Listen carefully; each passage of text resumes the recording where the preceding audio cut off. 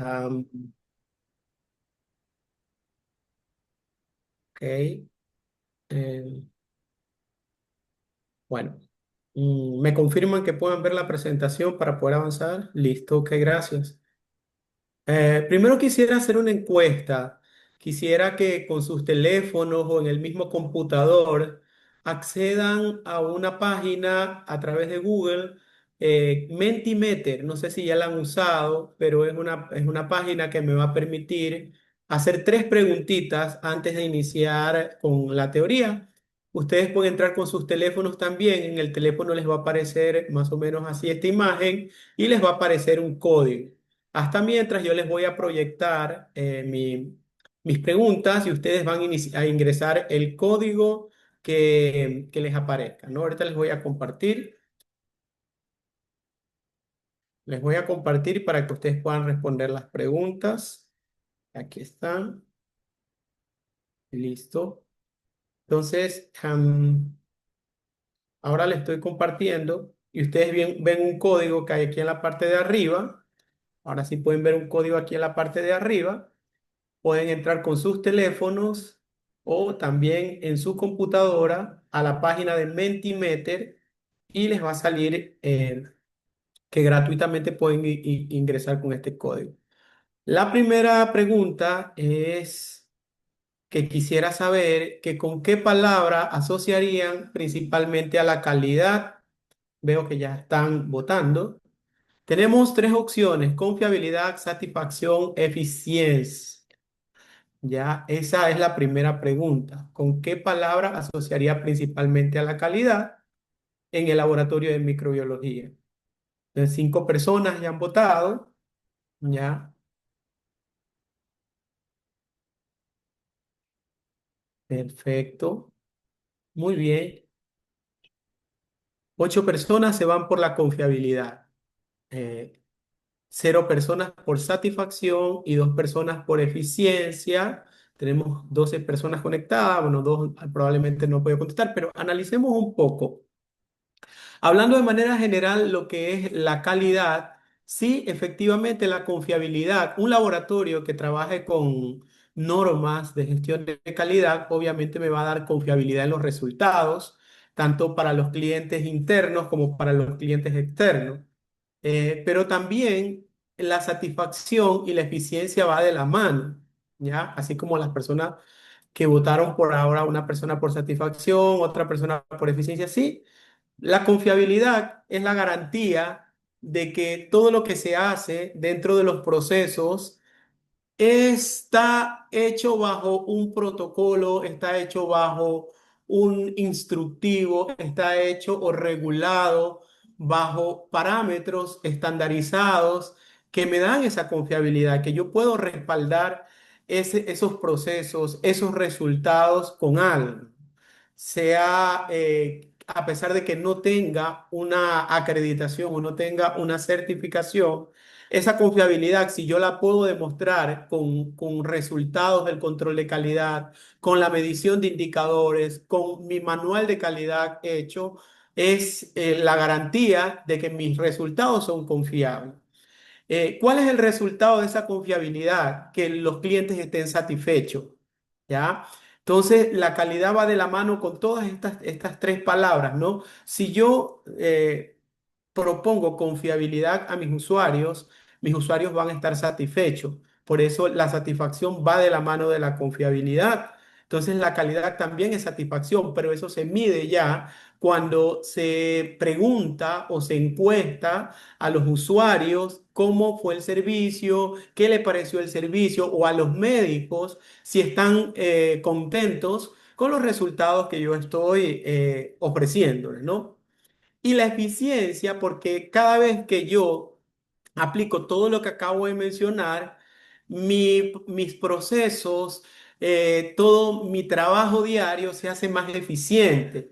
Cuando aplico la calidad en un laboratorio, puedo optimizar recursos, puedo acortar procesos, puedo simplificar situaciones que antes muy probablemente me estaban generando retrasos, me estaban generando situaciones de no concordancia en resultados. Entonces, la eficiencia también va de la mano con la calidad. Pero lo hemos abordado desde la confiabilidad, porque de la confiabilidad se desprende todo esto que estamos analizando ahora mismo. Entonces, son tres palabras que estrechamente están ligadas con la calidad. Vamos a ver la otra pregunta, ¿no? Asimismo, ustedes pueden avanzar en la misma Mentimeter y ver la siguiente pregunta o avanzar a la siguiente pregunta. Y la pregunta es, entre los siguientes requisitos de la calidad, ¿cuál considera prioritario en el laboratorio de microbiología? En el laboratorio de microbiología, ¿qué debo priorizar cuando ya estoy en proceso, ¿no?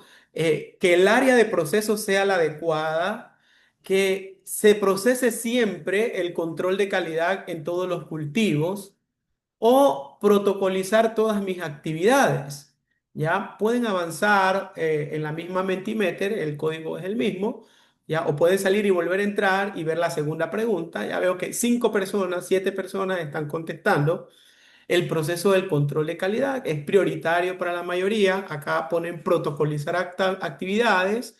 Van 3 personas, llevo 11 personas, faltan algunas todavía con las cuales puedo alcanzar. Pero veo que la mayoría está con el proceso del control de calidad. Es que todos los que hacemos laboratorio sabemos que es prioritario pasar el control de calidad en cualquier prueba de laboratorio.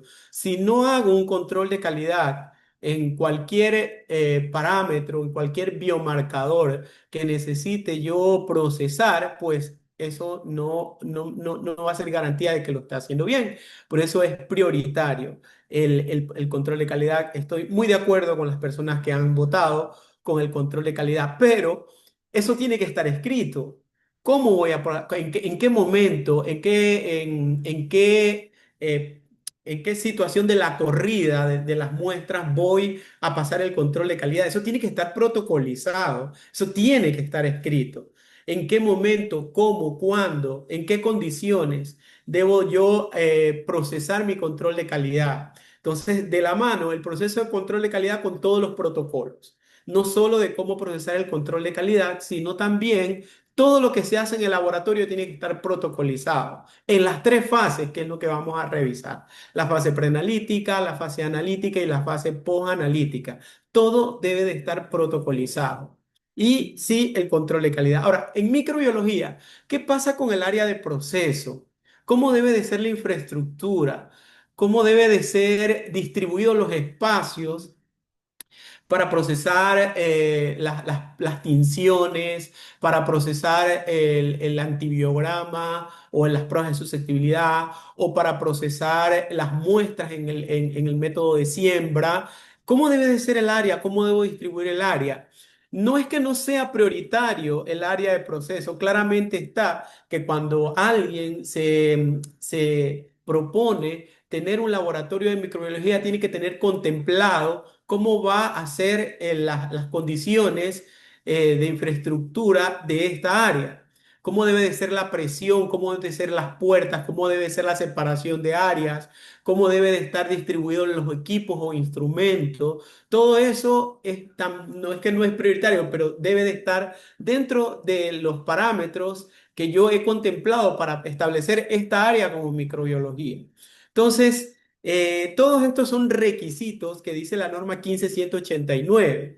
Y aquí yo los he condensado solo para el área de microbiología, pero dentro de los requisitos de calidad, hablando de manera macro, hay un sinnúmero de parámetros que siempre hay que tenerlos en cuenta, ¿no? Pero bien, estoy de acuerdo con esta respuesta, ¿no? Y vamos a la última pregunta para ya empezar de una vez con la conferencia.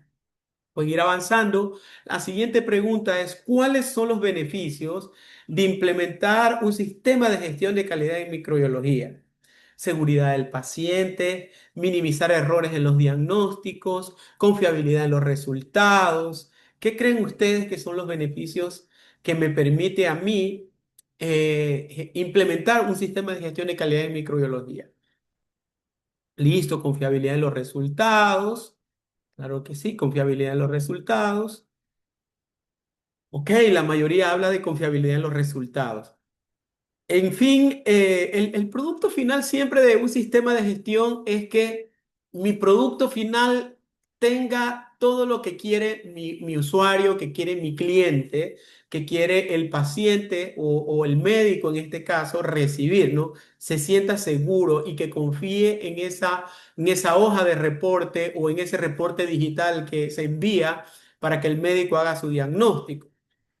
Sí, también estoy de acuerdo que es la confiabilidad de los resultados, pero de la mano va, aquí esta pregunta también va de la mano con los otros dos parámetros. Si los resultados son confiables, si los resultados están asociados a lo que el médico espera, a la clínica del paciente, es obvio que eso va a beneficiar al paciente y por ende va a estar de la mano con la seguridad del paciente. Es decir, el paciente va a tener una recuperación oportuna dentro de lo esperado, dentro del marco que se necesita. Entonces, la confiabilidad va de la mano con la seguridad del paciente y también, si un resultado es confiable, es obvio que yo he contemplado que todos los errores que pudieran ocurrir, que no deberían ocurrir, han sido contemplados antes de liberar ese examen, porque ha pasado por procesos estandarizados, que ha pasado por un control de calidad, que ese resultado ha sido evaluado con relación a lo que el médico solicitó, que ese resultado ha sido validado con criterio y que ese resultado, antes de poner la firma, ha tenido una, un refuerzo con la revisión bibliográfica, con todo lo que tiene que ver en el caso de microbiología, con el germen y los antimicrobianos, en el caso de que el cultivo sea positivo, esté asociado todo. Entonces, todo esto está contemplado antes de la liberación del resultado, lo cual yo lo hago para minimizar o para evitar que existan errores en ese producto final que es el reporte del resultado. Bien, muy bien. Me gusta cómo hemos empezado esto. Ahora vamos a empezar directamente con las presentaciones que las pretendemos hacer más que nada como un conversatorio.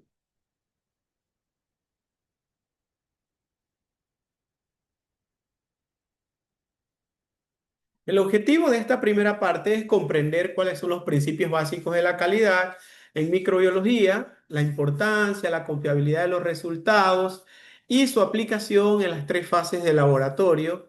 Y esto tiene como objetivo general satisfacer al paciente, ¿no? Como a través de que ese resultado le sirva para su recuperación, es decir, la seguridad del paciente. Y con esto, pues también que mi laboratorio se vuelva más eficiente, aplicar un sistema de gestión de calidad. Al comienzo preguntábamos qué era calidad, con qué palabra la asociaba, pero la calidad no es nada más que un conjunto de características que aseguran la confiabilidad de los resultados. Por eso todos escogieron la palabra asociada a calidad como confiabilidad, un resultado confiable. Entonces, esa es la definición de la calidad. Son todas esas características que para el médico y para el paciente están relacionadas con lo que él necesita, ¿no? Con esa necesidad y que con ese resultado pues haya la confiabilidad de la recuperación del mismo. Todos sabemos ya que las normas que están asociadas a lo que es la gestión de calidad en el laboratorio están en las normas ISO, las normas 15189, pero también existen otras normativas y otros documentos que pudiéramos revisar para poder reforzar la calidad en el laboratorio de microbiología, como son las normas del CLSI en el caso de microbiología, en el caso de bacteriología, el M100, y también hay manuales de la Organización Mundial de la Salud, que estos sí están libres en la web, que nosotros podemos descargarlos para poder reforzar más si queremos implementar un sistema de gestión de calidad en nuestros laboratorios. Y también la gestión de calidad me va a ayudar a reducir errores, si hablábamos en una de las preguntas, y optimizar la atención del paciente. Entonces, esos tres puntos contempla un sistema de gestión de calidad. Primero, confiabilidad. Segundo, ejecutar adquirir o adherirse a cualquiera de estas normas. Y por último, reducir errores y optimizar la atención del paciente. ¿Por qué es importante la calidad en microbiología clínica? También asociado a una de las preguntas que hicimos, la importancia de la microbiología la importancia de la calidad de la microbiología es porque al aplicar todos estos parámetros de calidad, el impacto directo va a el diagnóstico adecuado, el cual va a servir para que el médico pueda tomar decisiones a tiempo, pueda tomar decisiones casi que 100% apegadas a la clínica del paciente en base a ese resultado que el laboratorio le ha proporcionado. También la seguridad del paciente, porque la seguridad del paciente contempla todos los parámetros desde que el paciente está atendido, se le está haciendo la orden de examen en el caso del laboratorio, desde que también se le recolecta la muestra y la muestra es identificada adecuadamente, desde que la muestra es conservada, transportada y procesada adecuadamente. Todos estos procesos y estos parámetros están dentro de la seguridad del paciente. Si eso se hace acorde a las normas de gestión de calidad, pues se está cumpliendo también con la seguridad del paciente. También es importante la calidad en microbiología clínica por los resultados que se emiten, ya que tienen pues una alta confiabilidad y también el apego a las normas internacionales y el encaminarse hacia lo que es acreditación y certificación con ISO 9000. Las fases de laboratorio de microbiología no distan de un laboratorio de inmunología, de hematología, de urianálisis, porque las fases van a ser las mismas. La fase preanalítica, la fase analítica y la fase posanalítica. En la fase preanalítica, que es donde la calidad debe de estar casi que al 100% vigilante de que en esta etapa no se cometa errores, está relacionada directamente al paciente y la muestra. En este caso, en la fase preanalítica, en la gestión de calidad, se debe tener en cuenta cómo se maneja la elaboración de la orden de examen o cómo se está haciendo la solicitud de examen. Si la solicitud de examen está diseñada para que no se cometa errores, por ejemplo, en la selección de pruebas, en el registro de datos del paciente, si el sistema de gestión contempla todos estos parámetros, pues ya se tiene contemplado o se tiene asegurado una de los primeros pasos en el laboratorio clínico, que es la identificación correcta del paciente y la selección de pruebas adecuadas acorde a la clínica del paciente. En ese sentido, el médico es el responsable o el que inicia esta etapa porque es el que está en contacto con el paciente. Puede haber también situaciones en esta fase preanalítica en donde el paciente voluntariamente acuda al laboratorio a realizarse pruebas, pero el documento que inicia el proceso es la orden de examen. Si no está el médico, si el paciente voluntariamente se quiere hacer exámenes, el personal del laboratorio se encarga de hacer el llenado de esta hoja de solicitud de examen con todos los parámetros que deben de estar escritos en el instructivo del correcto llenado de la orden de examen. Allí es el inicio del proceso. Teniendo en cuenta que ese es el documento inicial, el paso siguiente es la recolección de la muestra, en donde también debe de estar el instructivo y el protocolo de recolección de muestras. Muestras que se recolectan directamente desde el paciente o muestras que el paciente debe de recolectar para los análisis microbiológicos. Ojo que en microbiología la recolección de muestras debe de estar dentro de los parámetros de asepsia en tener en cuenta que la muestra no debe de ser contaminada. Entonces, eso hay que tener muy, muy en cuenta en microbiología, en el proceso, en el protocolo de recolección de muestras, se debe de estipular parámetros en donde se garantice que la muestra no se contamine. Eso es indispensable en microbiología. Y con esto si tengo protocolizado y si ejecuto una recolección de muestra con todas las condiciones para evitar contaminación, ya tengo asegurado un segundo paso. ¿Ya? En microbiología también el transporte de la muestra y la conservación de la muestra juega un papel importantísimo, en donde también debo de tener protocolizado y escrito cómo es el almacenamiento y el transporte de la muestra. ¿Ya? Y en esa parte también la validación de la muestra antes del proceso tiene también el punto determinante. La persona que valida muestras para el proceso tiene que tener todos los criterios para poder aceptar esa muestra y pasarla a la fase de análisis o rechazarla. Por eso deben de estar también bien claros los criterios de aceptación de la muestra. Eso tienen que tener en cuenta. Entonces, eso es en la fase preanalítica, lo cual tenemos que tener muy en cuenta para garantizar la calidad y la seguridad del paciente en esta etapa. Luego viene la fase de análisis y la fase de posanálisis, en la cual también hay parámetros y situaciones que tenemos que contemplar y que las revisaremos en las próximas sesiones. Hoy solo vamos a hablar de la fase preanalítica. Pero bueno. Acá están las tres fases, que era lo que les estaba explicando.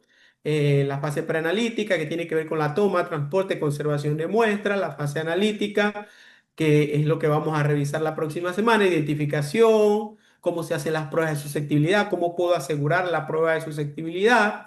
Y la fase posanalítica, que tiene que ver con lo que es validación, interpretación y entrega de resultados.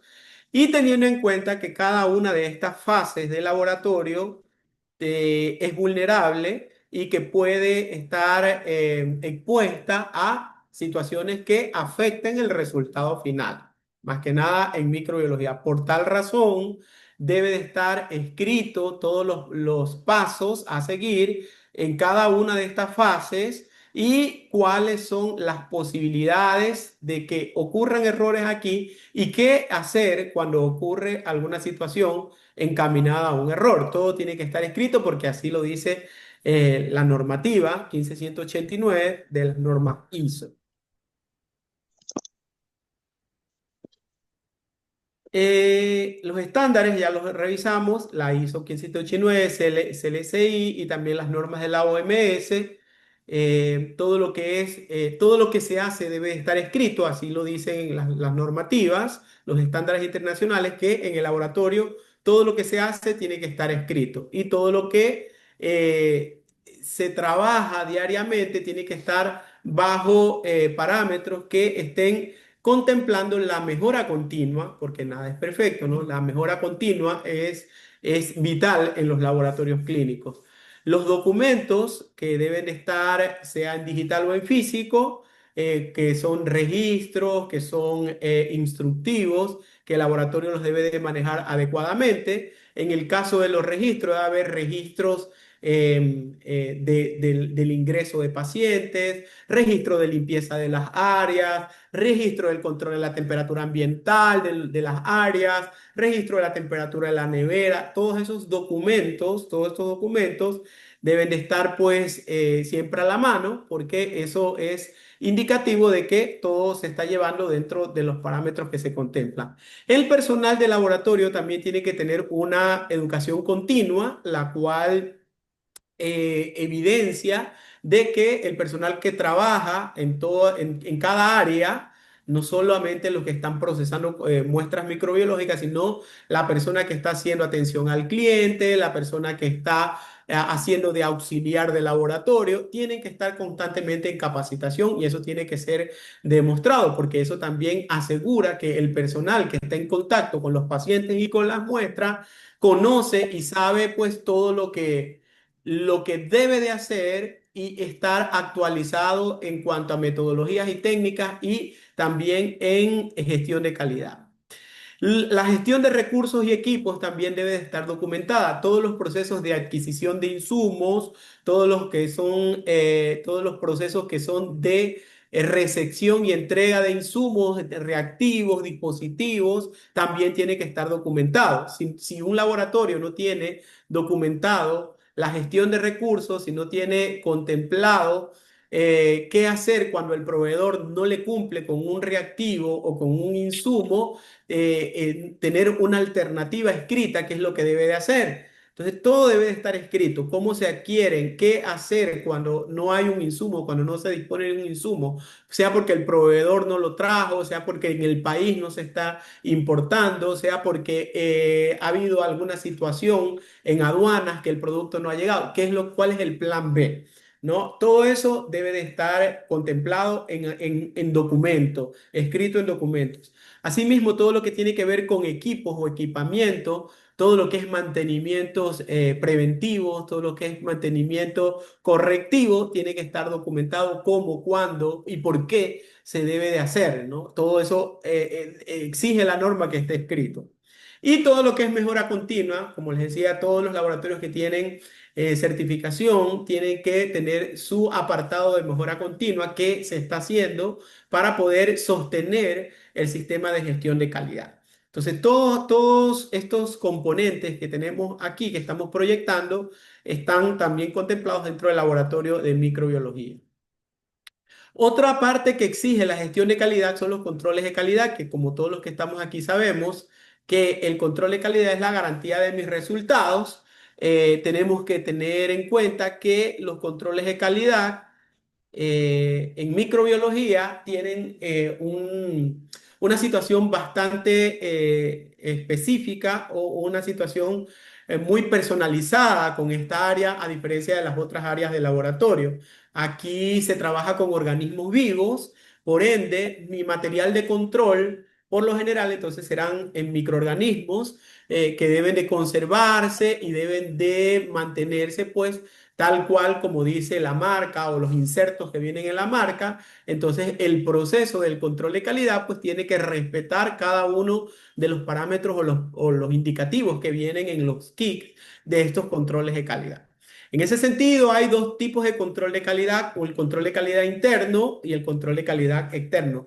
El control de calidad interno, que lo puedo trabajar con cepas ATCC que puedo adquirir, ya que las cuales ya vienen parametrizadas y que las trabajo pues con el manual del CLCI, eso yo lo hago o lo hago todos los días o dependiendo de mi demanda lo puedo hacer 3 veces a la semana, pero tengo que hacer el control de calidad interno por obligación, ¿no? Es un requisito. Y este control me va a verificar o me va a permitir estar seguro de qué tan preciso y qué tan exactos van a ser mis resultados. Aquí aparecen estos dos términos que tenemos que tener bien claros, ¿no? La precisión y la exactitud, que son terminologías que se manejan dentro del sistema de gestión de calidad, en donde tengo que yo aceptar o rechazar un control dependiendo de estos dos parámetros. Entonces, el control de calidad me va a permitir discernir qué tan exactos son mis procesos. Acá podemos utilizar controles o cepas en microbiología. Si se hace, pues, en microbiología, como se trabajan también pruebas serológicas para determinar anticuerpos o antígenos de microorganismos, tengo que utilizar controles positivos y controles negativos, siempre que vaya a hacer alguna serología o alguna prueba rápida. Entonces tengo que utilizar estos controles positivos y negativos. Y en el caso de bacteriología como tal, las cepas me van a permitir evaluar el agar Muller-Hinton, me va a permitir evaluar mis discos de sensibilidad, me va a permitir evaluar los agares que yo utilizo rutinariamente. Para esto debo de tener una cepa de enterobacteria, una cepa de gram positivo, para poder evaluar mis agares, para poder evaluar mis discos de sensibilidad. Todo lo que es disco de sensibilidad, parámetros para evaluar si está correcto o no el estado vigente de los discos de sensibilidad, en caso de que haga pruebas manuales, eso está contemplado dentro del manual del CLSI. Si tengo una microbiología automatizada de alguna marca, también el CLSI me puede dar los parámetros de las concentraciones mínimas inhibitorias de los antimicrobianos y eso me va a dar garantía de que mis antimicrobianos de las tarjetas o de los sachets que vengan para usar en automatizado están correctos. Pero con estas cepas, pues ya que se venden comercialmente, puedo yo hacer esa evaluación en el caso de la automatización de mi equipo también, de la lámpara del equipo, de las tarjetas, de si del operario se hizo la suspensión adecuada para poner en el equipo automatizado. El control de calidad interno me evalúa todo esto y me permite diferenciar entre errores sistemáticos y errores aleatorios que pudieran ocurrir también en el laboratorio. Todos estos controles también deben de registrarse para tener y poder respaldar mis resultados. Miren, aquí está el control, salió correcto, todo está bien, todo está ok. Entonces todo esto debe de estar registrado y hacerse seguimiento también. En el caso de que los controles estén fuera de rango, se deben de tener también paralelamente el manual para saber qué hacer en este caso. Hacer una espina de pescado, que es lo que dice la gestión de calidad, ¿no? El porqué de las cosas, ¿no? El por qué salió mal el control y hasta encontrar cuál es la causa por la que el control ese día o en esa ocasión no salió correcto o por qué se está desviando el control de calidad a resultados pues que no se iban dando progresivamente y ahora me está presentando una alerta. Entonces, el control de calidad interno me permite evaluar todo lo que yo hago de rutina dirigido siempre hacia lo que es la exactitud y la precisión. En cambio, la 15189 también me habla de un control de calidad externo, ¿ya? En ese sentido, a mí me evalúa alguna institución referencial. Bueno, en nuestro medio debería de ser el INSPI o alguna institución que designe el Ministerio de Salud Pública para que me evalúe. Es lo ideal. Pero puede usted también inscribirse en algún programa particular comercial que a veces los proveedores se lo proponen y les dan un material de control.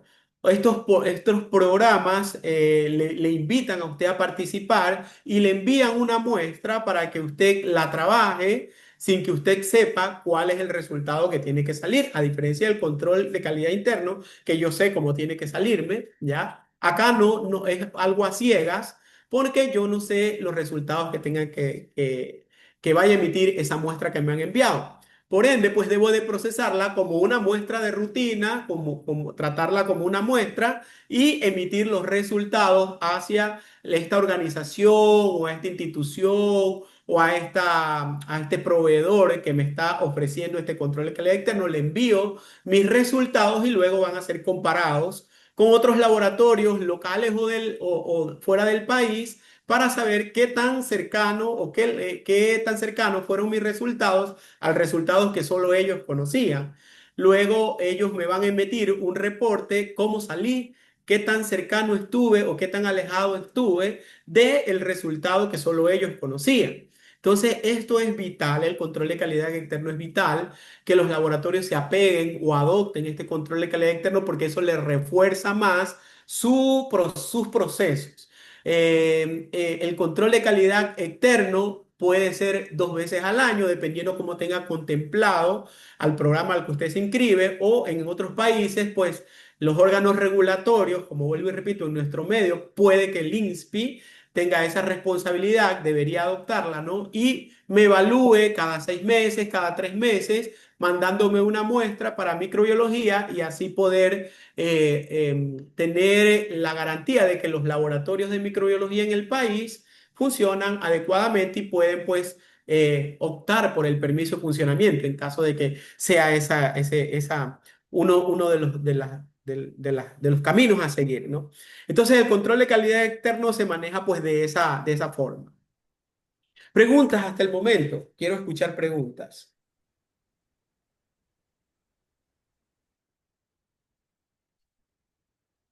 Si no hay preguntas para seguir avanzando.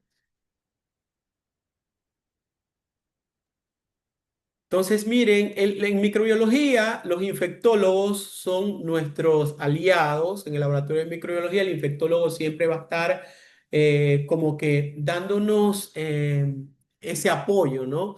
Y también va a estar metido en el laboratorio queriendo saber más sobre las muestras de sus pacientes. Ya, por ende, el diagnóstico de las infecciones de los pacientes que pasan por este proceso patológico va a depender siempre del laboratorio de microbiología, ¿ya? Mientras el resultado esté en menos tiempo, pues la recuperación del paciente o las intervenciones del médico también van a ser más rápidas, ¿no? Al optar por una gestión de calidad, también hay reducción de errores en diagnóstico, ¿ya? También el laboratorio de microbiología que pertenece al laboratorio clínico como tal le va a dar pues ese plus y le va a permitir un reconocimiento en caso de que el laboratorio de microbiología por sí solo adopte todas estas doctrinas, estas conductas de calidad, pues le va a dar un reconocimiento al laboratorio, al hospital o al establecimiento de salud donde pertenezca el laboratorio de microbiología. Y eso pues fortalece la confianza clínica y comunitaria de los pacientes, de los médicos, de la enfermera de control de infecciones, de todo el equipo de salud en sí como tal. Como ya hemos dicho, la norma 15189 es la que rige para todos los laboratorios de diagnóstico donde se trabajan muestras biológicas y se determinan biomarcadores. El laboratorio de microbiología tiene que acogerse igual a esta norma, que es la 15189. Esta norma indica que uno de los requisitos que tiene que hacer los laboratorios para poder demostrar que trabajan bajo un sistema de calidad es la medición de indicadores. ¿Ya? La medición de indicadores es lo único que usted puede decir, mire, estos son mis indicadores, están dentro de los parámetros normales, por ende, mi sistema de gestión de calidad funciona.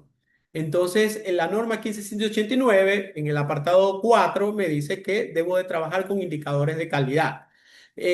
¿Cuáles son esos indicadores de calidad? ¿Quién establece de dónde salen esos indicadores de calidad? Esos indicadores de calidad los puede establecer usted mismo de acuerdo a las necesidades de su laboratorio, pero estos indicadores de calidad tienen que estar bien sustentados y bien respaldados. La norma no te dice qué indicadores tienes que hacer, pero aquí te pone un ejemplo. Por ejemplo, números de muestras aceptables, números de errores ocurridos en el laboratorio, si quieres ser más drástico, ¿no? Número de reportes correctos. Entonces, sugiere la norma con ejemplos estos indicadores, pero usted tiene que ir viendo, pues, qué indicadores puede usted medir, ¿no? También en el apartado 4, la norma 15189 nos dice que la dirección del laboratorio debe implementar indicadores de calidad para el seguimiento y evaluación sistemático y contribución del laboratorio y cuidado del paciente. Cuando este programa identifica oportunidades de mejora, la dirección del laboratorio debe de considerarlas independientes de su procedencia. La dirección del laboratorio debe asegurar que el laboratorio de análisis clínico participe en actividades de mejora de la calidad que ocupen áreas pertinentes y los efectos de cuidados del paciente. Entonces, es el director del laboratorio el que dirige o solicita al departamento de microbiología que estipule cuáles son esos indicadores que deben de medirse. Eh, ¿Ustedes conocen estos documentos que les estoy mostrando? ¿Me pueden decir o levantar la mano si lo conocen, estos documentos que en nuestro país son oficiales? ¿Los conocen? ¿Sí los conocen? Listo. Ya, está el Manual de Seguridad del Paciente que rige del 2016, ¿verdad? Este manual de seguridad del paciente, aquí pues se contemplan de manera macro, no de manera general, algunas situaciones pues que tienen que ver con el laboratorio y con el cuidado del paciente y todo lo demás, ¿no? Pero en el apartado del capítulo 1, en este manual de seguridad del paciente, dicen que la calidad y la seguridad de la atención de los pacientes constituyen una obligación técnica y ética de quienes prestan servicio a través de transparencia de los procesos y resultados de las acciones que desarrollan los mencionados sistemas de salud, siendo la calidad de la atención el grado en el que los servicios de salud prestados a personas y poblaciones aumenta la probabilidad de que se produzcan los efectos buscados en salud y estos son coherentes con los conocimientos profesionales del momento. Entonces, en el capítulo 1 de este manual de seguridad del paciente que rige en nuestro país, se habla de la seguridad del paciente en lo que tiene que ver con la atención, procesos, resultados, procedimientos que se hagan con las muestras de los pacientes, con el paciente mismo, ¿no?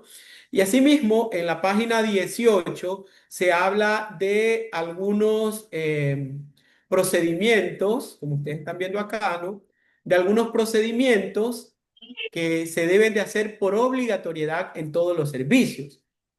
Por ejemplo, el procedimiento de verificación cruzada se efectuará durante la estancia, hospitalización o atención ambulatoria del paciente. Cada vez que el paciente va a atenderse a un servicio, independientemente de cualquier especialidad, se debe de hacer la verificación cruzada del paciente.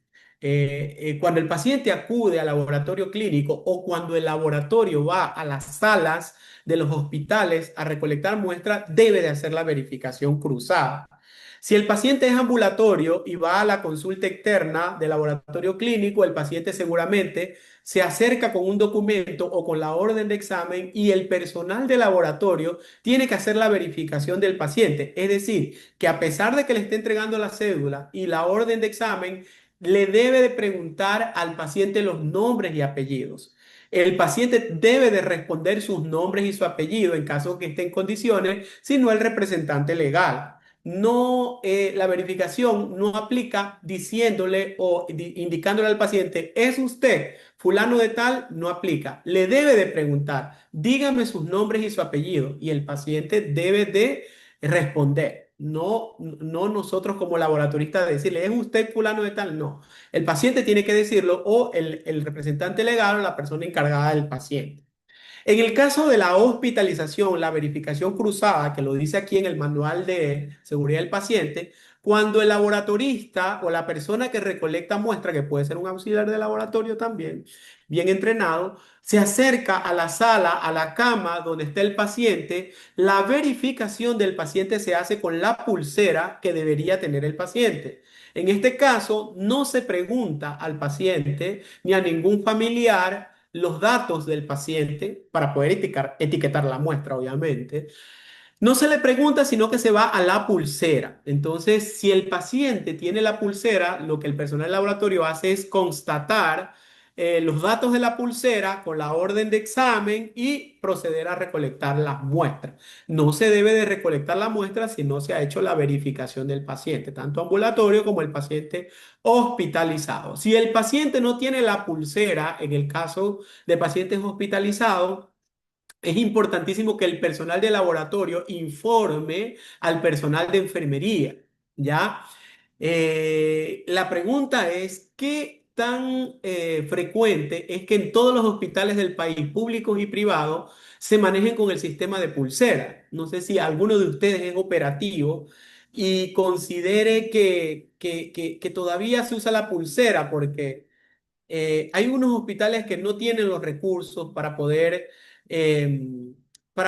adquirir este insumo y que el paciente esté con la pulsera. No me imagino cómo se hará la verificación del paciente en un hospital o en un establecimiento donde el paciente no tenga la pulsera. El paciente cuando está encamado puede estar medicado y todo lo que le preguntemos diga que sí o diga que no o puede darme una respuesta incoherente. Esa es la razón por la que no puedo entrar en contacto con el paciente. Otros están dormidos, pueden estar sedados. Si es en las unidades de cuidado intensivo, los pacientes están dormidos, no se le puede preguntar, ¿no? En el caso de que el paciente esté consciente, probablemente pudiera preguntarle y bueno, y explicarle el proceso, porque esa es parte también de la normativa, que le debo de explicar al paciente que le voy a recolectar una muestra. Pero bueno, ahí dejo esta inquietud, ¿no? Y acá también en este manual, pues habla de que, de la verificación mismo estoy hablando, que en todos estos, en estos ítems que ustedes ven aquí del manual de seguridad del paciente, hay que hacer la verificación del paciente. No, no es que yo me lo estoy inventando, ¿no? Acá arriba habla de la verificación cruzada y en qué casos se hace la verificación cruzada. En la consulta externa, cuando se va a hacer controles de signos vitales, cuando se administran medicamentos, cuando se va a administrar una vacuna, cuando se toman muestras de laboratorio, cuando se hace transfusiones sanguíneas. En todos estos procesos es obligación hacer la verificación cruzada. Lo dice el manual de seguridad del paciente y está eso asociado estrechamente a la gestión de calidad. Otra pregunta que les hago, ¿conocen ustedes este manual que es del Ministerio de Salud Pública, modelo de gestión y organización y funcionamiento de la Red Nacional de Laboratorios de Análisis Clínico para Diagnóstico y Vigilancia de Salud del MSP? ¿Lo han leído? ¿Conocen este manual?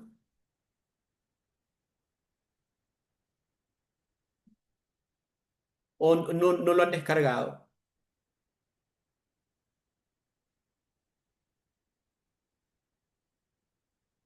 No le escucho, Ileana.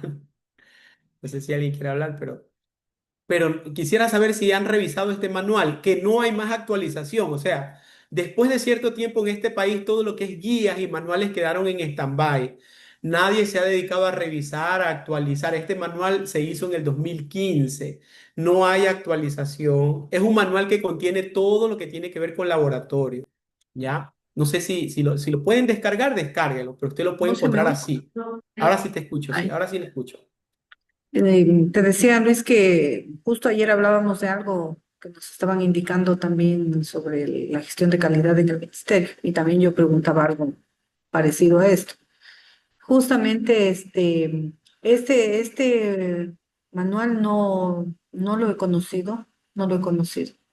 Quizá Ya, los que manejan gestión de calidad sí eh, le, le hayan visto a este y sí, yo pienso que sí.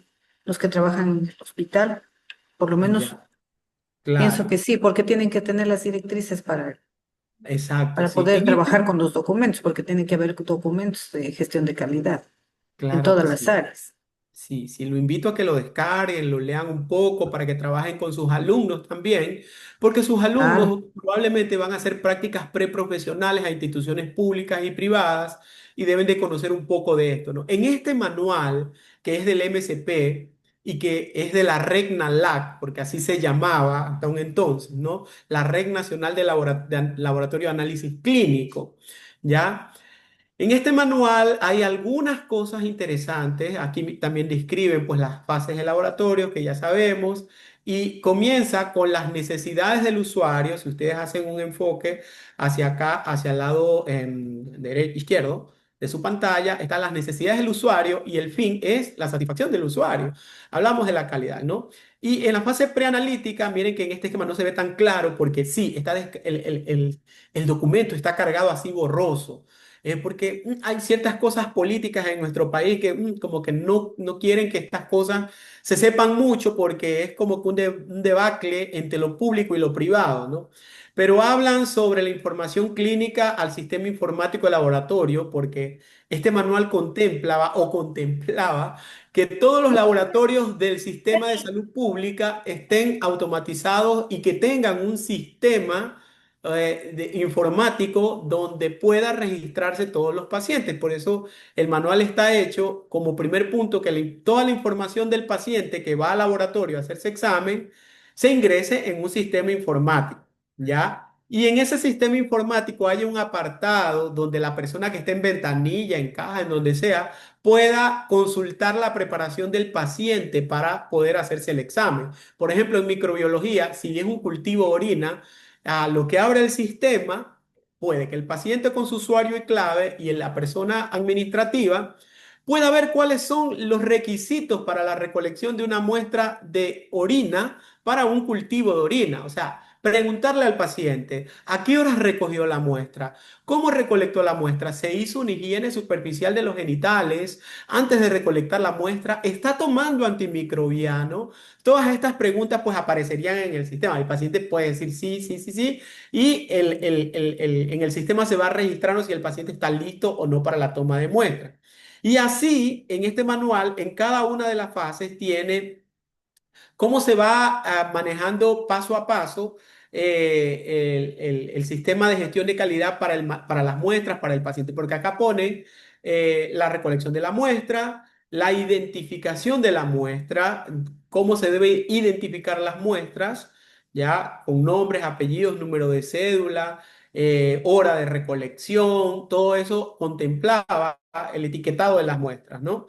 Luego habla de la preparación y acondicionamiento de la muestra, la distribución de las muestras para las áreas del proceso y la conservación y transporte en caso pues de que la muestra tenga que esperar o la muestra se vaya a derivar a un laboratorio de referencia. Pero en este manual tienen todo, ¿no? Viendo la fase preanalítica, que es nuestro objetivo hoy.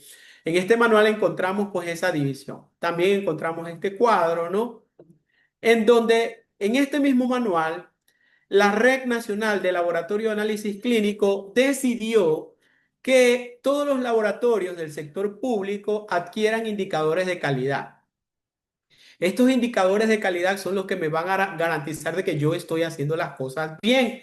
Y estos indicadores iban a estar destinados a cada una de las fases del laboratorio. Indicadores para la fase preanalítica, indicadores para la fase analítica e indicadores para la fase posanalítica, ¿no? En todas las fases del laboratorio habían indicadores. Está aquí con letras: A, indicadores en la fase preanalítica; B, indicadores en la fase analítica; C, indicadores en la fase posanalítica. Y luego hay indicadores de producción, luego hay indicadores de determinaciones, que son indicadores ya aparte de los procesos que hacen en el laboratorio, que eso es ya más la parte administrativa, ¿no? En el caso de indicadores de producción, en aquel entonces se quería saber qué laboratorios de los hospitales públicos procesaban más muestras y qué laboratorio procesaba mayor cantidad de determinaciones en todas las muestras que llegaban a estos laboratorios.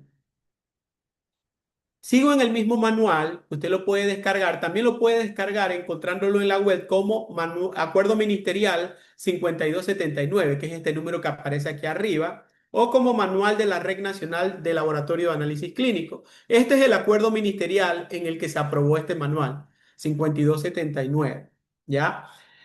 Y aquí siguen hablando de los indicadores de calidad, ya estos indicadores de la fase preanalítica que sugieren ellos que adoptemos para poder medir la fase preanalítica es porcentaje de muestras adecuadas para el laboratorio. ¿A qué se refiere con este indicador? Es decir, cuántas muestras entregadas o recolectadas sirvieron para el análisis y cuántas se rechazaron, ¿ya? A eso va ese indicador. El segundo indicador es tiempos de respuesta desde la toma de muestra hasta el embalaje de la muestra para su transporte. Aquí habla de que todos los laboratorios derivan muestras. Eso hasta el laboratorio que sea, que se diga que tiene toda tu panel de pruebas, por lo menos alguna vez tiene que derivar muestras a otro país o a otra ciudad. En ningún laboratorio se escapa de eso, ¿no?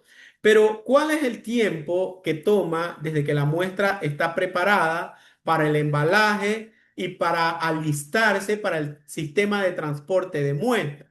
Ya tiene ese indicador allí para los laboratorios que hacen derivación de muestras. Luego tiene tiempo de respuestas de embalaje y transporte de las muestras hasta la recepción. O sea, cuánto tiempo se demoró la muestra desde que salió desde el punto inicial hasta el laboratorio de referencia donde llega la muestra, ¿no? Y también propone el porcentaje de muestras de laboratorio resectadas en el plazo adecuado. Unos indicadores que propone ahí de acuerdo a la realidad del sistema de salud nacional, porque en ese entonces, hablamos de 2015, ¿no? El Ministerio de Salud Pública tenía prestadores en donde se derivaban las muestras porque no funcionaban los laboratorios clínicos, porque no tenían reactivos, porque no tenían el equipamiento. Entonces se derivaban muestras entre ellos mismos, de un centro de salud a un hospital, de un hospital a otro hospital, derivaban muestras, ¿no? Dentro del mismo sistema de salud. Por eso tenían ellos estos indicadores más enfocados hacia la derivación de muestras.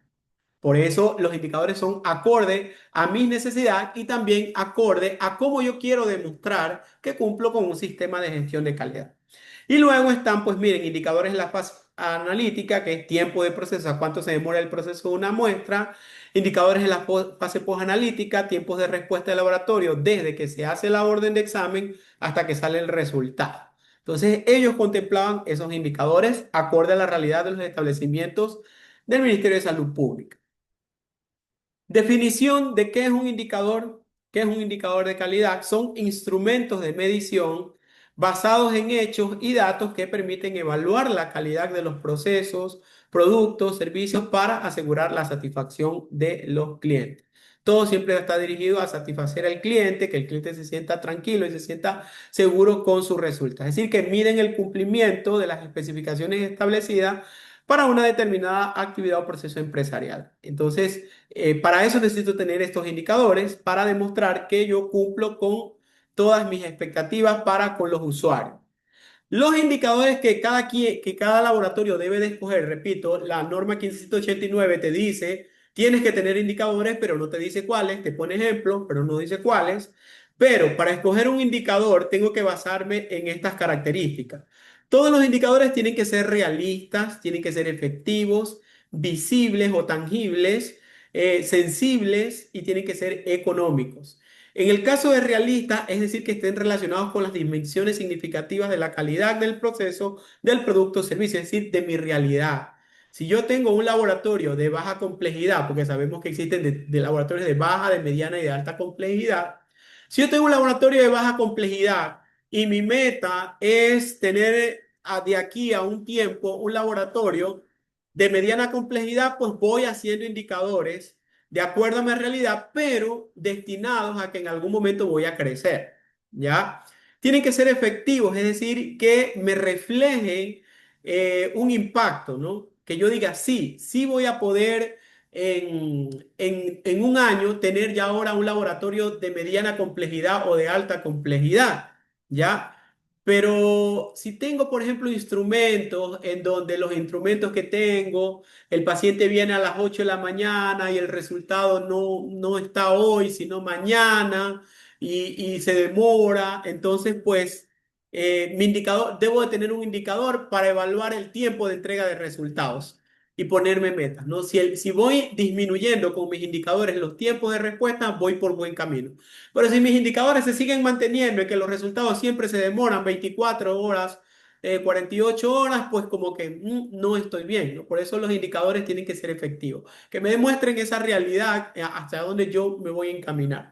Tienen que ser visibles, es decir, en forma de gráficos de fácil interpretación, accesible a las personas, es decir, que los podamos comprender fácilmente, que el director de laboratorio o el gerente lo pueda comprender fácilmente con una gráfica, sin tantos acomodos, pueda pues interpretar ese indicador y así pues seguir invirtiendo, ¿no? En el laboratorio. Y que sea sensible a las variaciones del parámetro que se está midiendo, ¿no?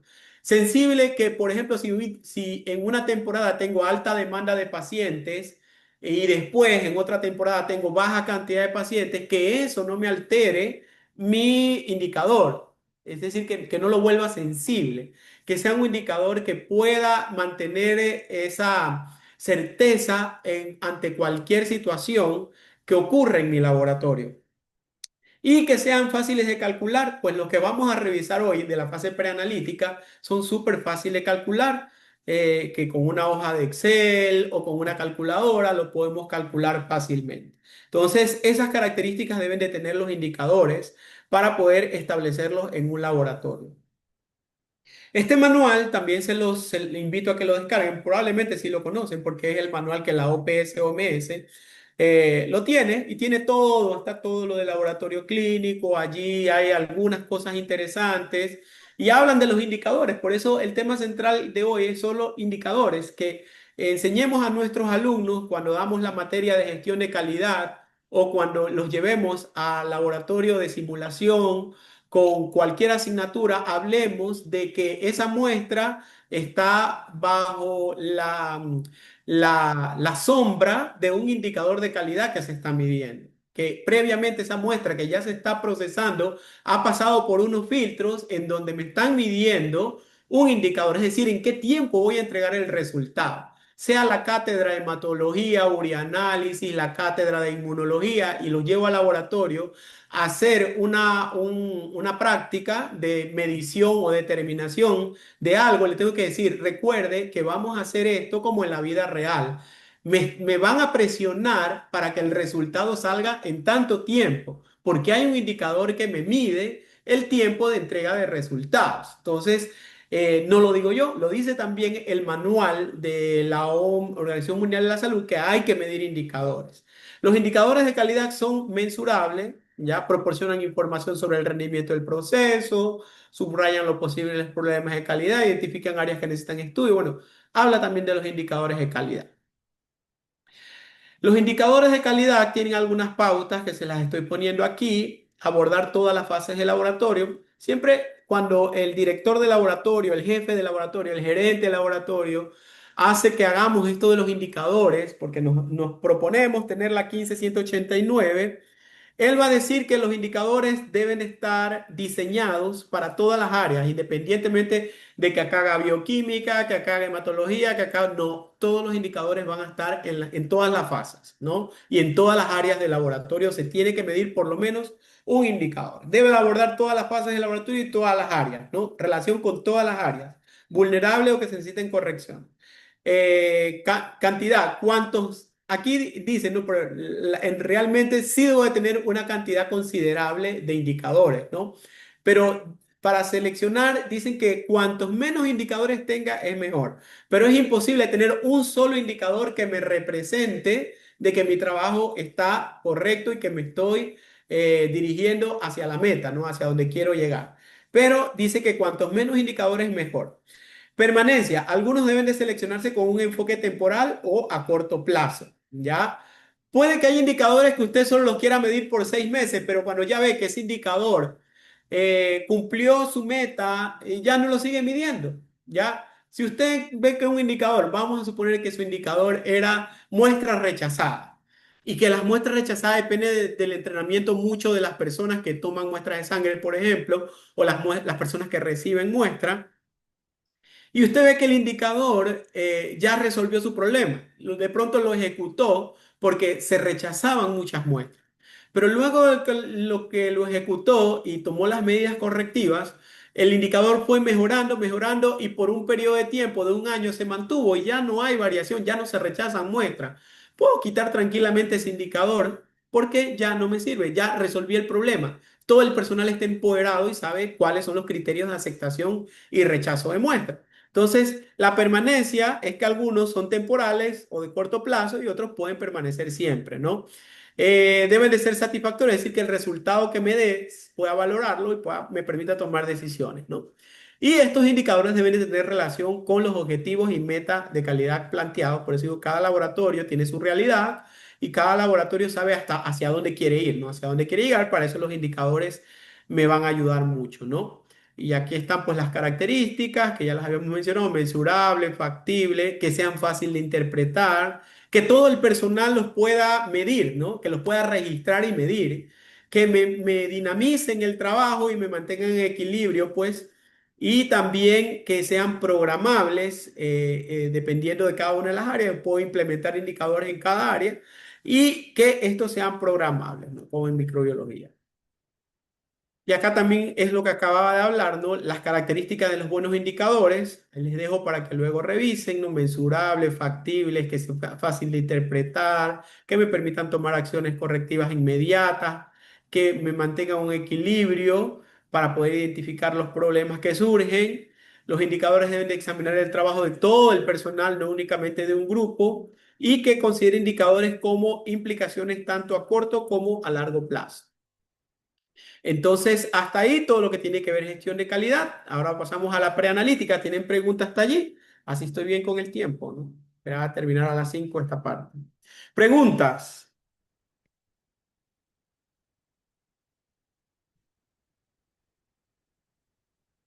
¿Alguien trabaja para un laboratorio que tenga certificación 15189 de las personas que están aquí? ¿Alguien de los que está aquí trabaja para un laboratorio que tenga certificación o que tenga alguna acreditación?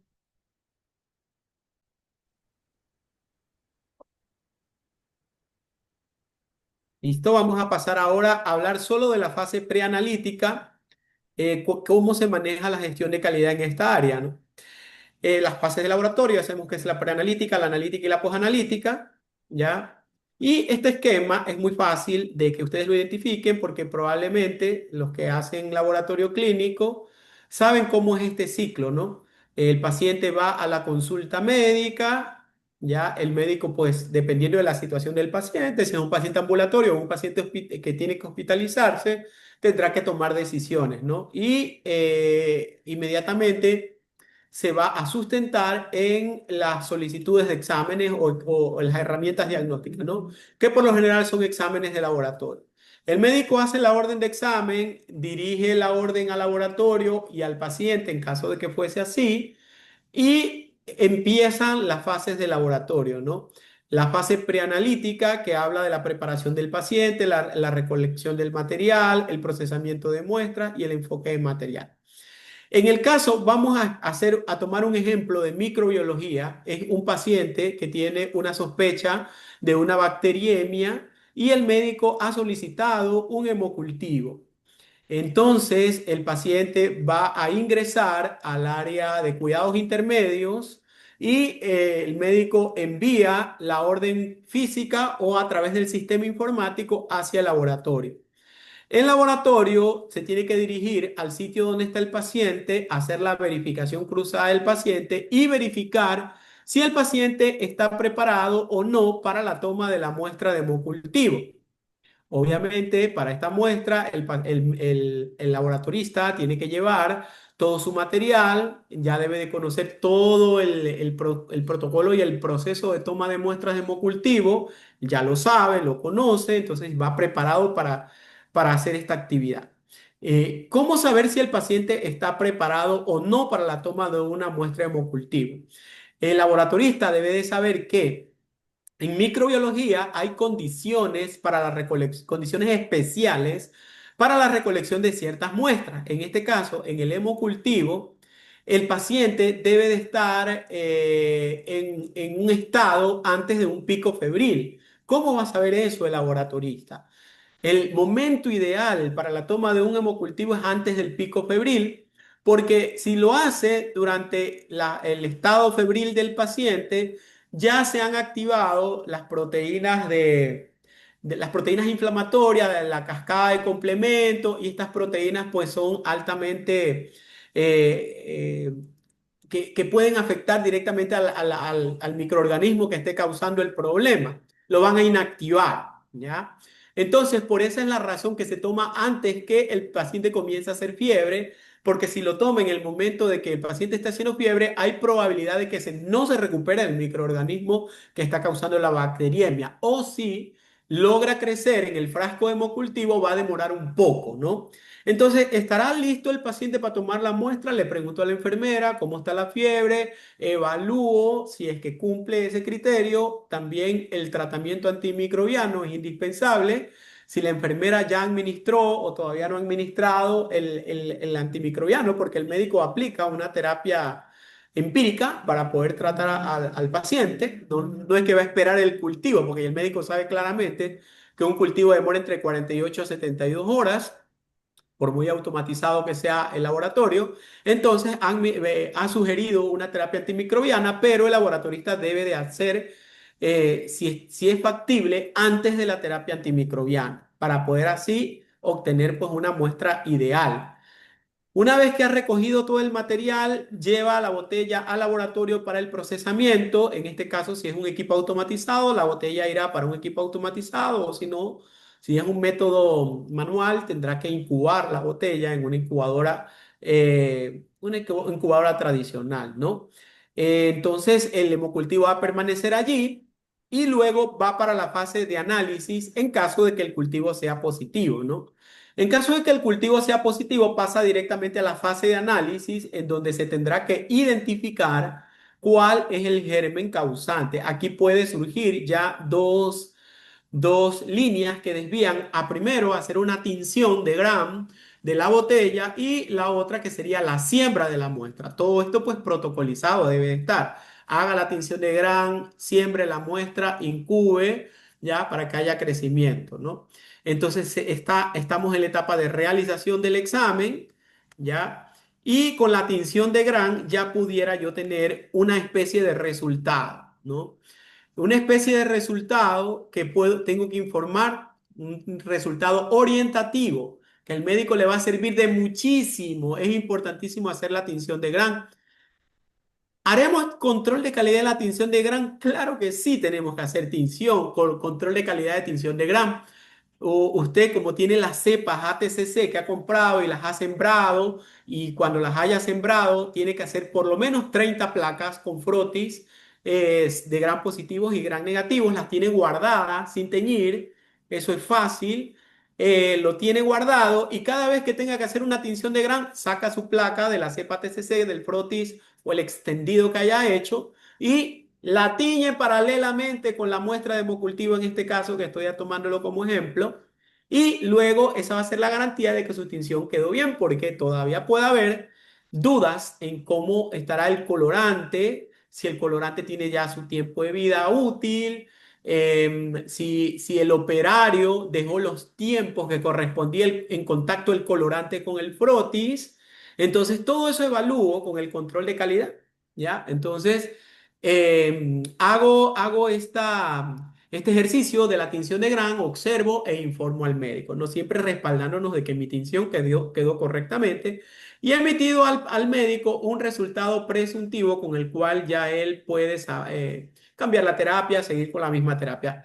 Luego de 24 horas tengo que hacer la identificación o puedo hacer también ya la prueba de susceptibilidad del germen que ha crecido y asimismo, con cepas ATCC puedo hacer mi control de calidad y luego ya obtener el resultado.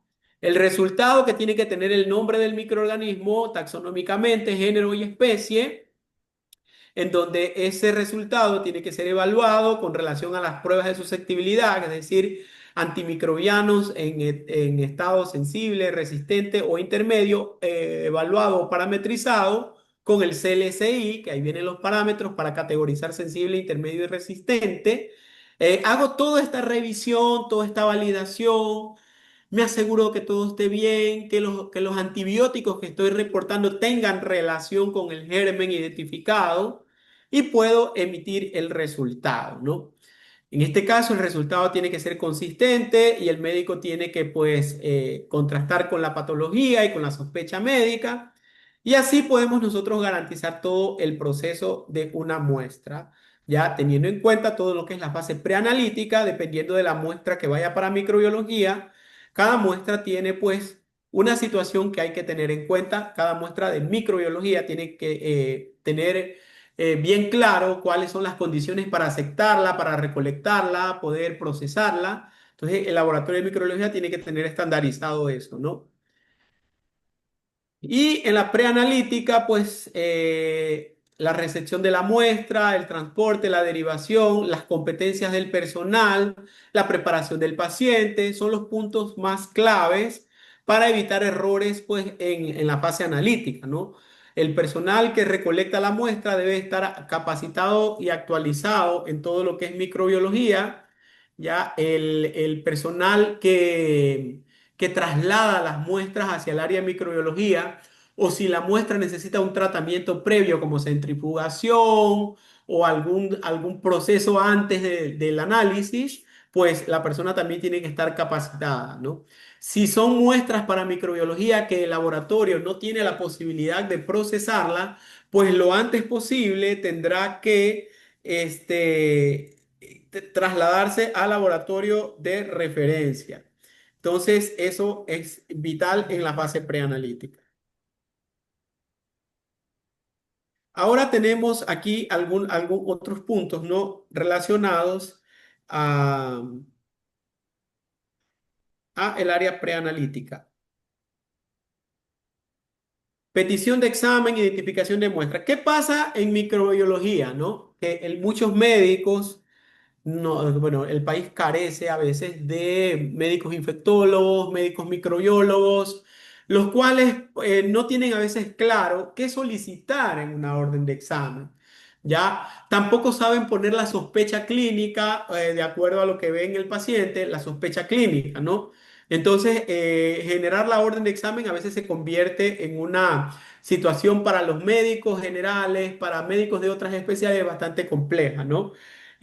A veces piden cultivo de tal cosa y nada que ver, o identificar tal germen en tal tipo de muestra cuando sabemos que ese germen pues no corresponde a ese sitio anatómico, ¿ya? O mandan al paciente con una solicitud y el paciente dice, pero ¿dónde quiere que le tome la muestra? Si aquí en la orden dice en tal lugar, pero aquí no tiene usted nada. Entonces, en la orden de examen hay que evaluarla bien en microbiología, acorde a las solicitudes que el médico haga. Cuando la hace un microbiólogo, un médico microbiólogo, un médico infectólogo, como que no es el problema, pero cuando la hace cualquier otro médico de otra especialidad, como que sí, a veces pierden el hilo y no señalan la prueba que tienen que pedir, ¿no? También hay que tener en cuenta la calidad de la muestra, la cantidad, ¿no? De la muestra. A veces, por ejemplo, supongamos un cultivo de líquido cefalorraquídeo, en donde la enfermera o el residente llega con la muestra a la estación de recepción.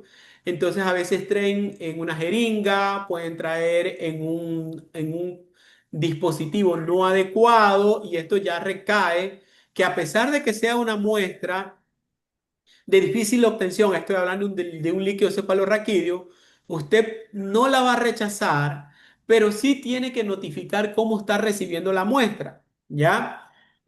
No podemos rechazar muestras de difícil obtención, como los líquidos cefalorraquídeos, como alguna muestra de algún líquido biológico que se obtenga por métodos invasivos, porque no es como una orina o una muestra de heces, un exudado faríngeo que yo puedo decir, bueno, le tomo la muestra nuevamente. En estas muestras de difícil obtención, sí reciba, pero ponga una nota, muestra recibida en recipiente no adecuado o una cantidad insuficiente. Entonces hay que tener mucho cuidado con este tipo de muestras. Pero en las otras, una orina, por ejemplo, para un cultivo, sí hay que tener en cuenta en evaluar la calidad de la muestra y también tener mi listado de criterios de aceptación y rechazo. Si el paciente refiere que la muestra no fue recolectada como se debe, pues puedo darle las indicaciones, capacitar al paciente y rechazarle la muestra, ¿no? Si veo indicios de que la muestra no está bien, está contaminada o tiene alguna situación que vaya a interferir en el resultado final, pues le digo al paciente cómo debe recogerla, cómo debe transportarla, cómo debe de almacenarla, ¿no? Pero eso hay que tener muy en cuenta porque de eso va a depender mucho el resultado. Y también debe haber un registro de las muestras que ingresan diariamente al laboratorio de microbiología, ¿no? Es como la trazabilidad del proceso diario se maneja con este listado. Entonces se debe de tener un listado de las muestras que ingresan diariamente al laboratorio, ¿no? El médico es el que tiene que evaluar al paciente, ¿no? Y sabe qué pruebas tiene que pedir. El médico se basa en los signos y síntomas, hace su diagnóstico presuntivo, manda al laboratorio para tomar las muestras, puede mandar tanto muestras para el área de microbiología como también para otras áreas del laboratorio. Allí se evalúa.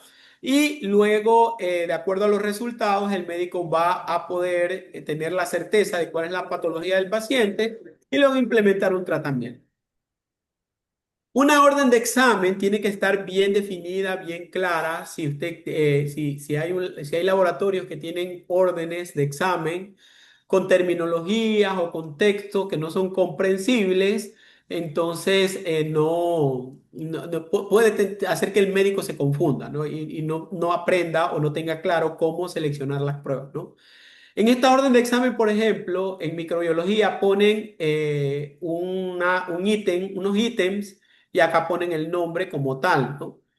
Muy probablemente en el sistema informático del laboratorio esté la prueba con este nombre y el médico más bien se va a basar en lo que está hacia la derecha, ¿no?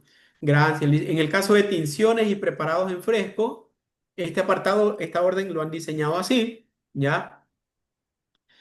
En el caso de los cultivos, por ejemplo, miren, está detallado cada uno de los cultivos con su nombre, ¿no? Cultivo de orina, cultivo de heces, ¿ya? En caso de que sea una muestra que no esté en este listado, el médico tendrá que ponerlo acá con letra clara. Hablando de órdenes en físico, ¿no? Porque en la actualidad ya existen sistemas informáticos donde el médico la solicitud la hace vía informática digital, la hace en la computadora y eso se dispara y llega directamente al laboratorio.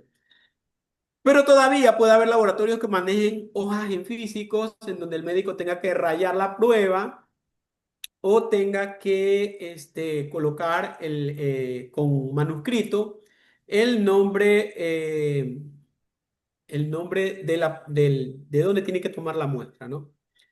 Y hay cultivos para gérmenes comunes. Bueno, ahí esas son el modelo de orden de examen, ¿no? Para la recolección de muestras, que compete a la fase preanalítica, elegir el material que mejor represente el proceso. Por ejemplo, si es una herida, hay una herida infectada. El paciente se ha hecho una herida, una cirugía y se infectó la herida, es una herida quirúrgica, ¿no? Y el médico envía al paciente al laboratorio para que se tome la muestra, ¿no? El laboratorista tendrá que analizar. Hay ciertos médicos que ellos deciden ellos mismos tomar las muestras, hay otros que los envían al laboratorio cuando se trata de heridas, pero lo ideal es que cuando el paciente se pueda movilizar, vaya al laboratorio y sea el laboratorista o el microbiólogo que tome la muestra para que vea cuál es el sitio donde puede tomar la muestra. Si es un material purulento, el laboratorista va a aspirar. Si es un material que no se puede aspirar, puede hisopar con un hisopo. Y dependiendo de la situación, en el caso de heridas, es el microbiólogo el que hace bacteriología, el que decide de qué sitio y cómo tomar la muestra. También tomar la muestra en el momento adecuado y en lo posible antes de que el paciente reciba antimicrobianos, eso ya lo sabemos.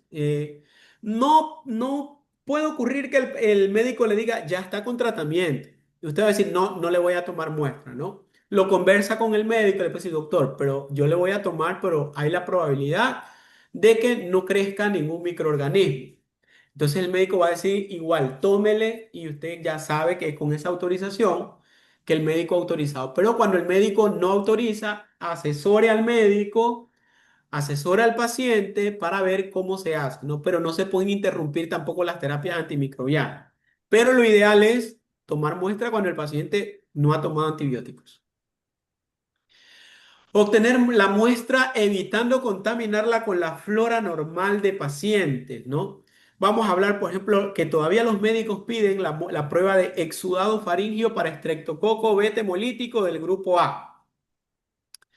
La microbiota oral, nosotros sabemos que hay gran cantidad de microbiota allí, pero la muestra pues se tiene que tomar con bajalenguas y del sitio donde usted vea la lesión. Entonces, aunque usted vea el sitio donde va a hacer el hisopado faríngeo, igual puede haber un arrastre de una flora normal. Entonces, en este tipo de muestras es inevitable poder controlar esta parte, ¿no?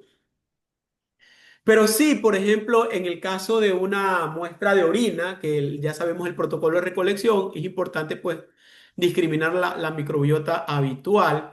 Y también, por ejemplo, en las secreciones vaginales, muestras de secreciones vaginales, también evitar contaminar con la microbiota normal. Entonces, evitar esto, ¿no? Evitar contaminar con la microbiota normal.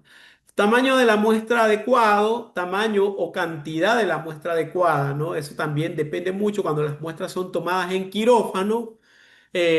A veces los médicos mandan cantidades muy pequeñas o volúmenes muy pequeños y no se puede procesar todo lo que él pide, ¿no? A lo mucho se puede hacer el cultivo directo, pero no se va a poder hacer una tinción si la muestra es muy escasa.